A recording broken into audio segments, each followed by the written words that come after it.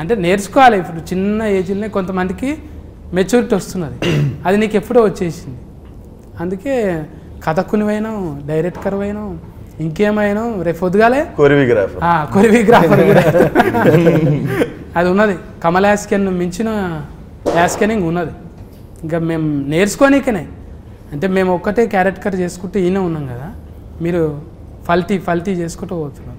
దానికి ఫాలోవర్స్ అన్నట్టు, అంటే పిలిచినవని ముందట భజన కాదు, ప్లస్లు చూస్తాం మైనస్లు చూస్తాం. ఈ ఊతుకు ఫన్కి వచ్చేటివి. అందుకే పోరగాళ్ళంతా డ్రెస్సులు వేసుకుంటారు, మళ్ళా అంటారు, పని చేసుకుంటారు. మళ్ళీ ఆటో నడుపుకుంటాడు, వాడు ఏదో దంద చేసుకుంటాడు. మళ్ళీ ఎవరంటే ఇస్వకన్నా ఫ్యాన్ అంటాడు.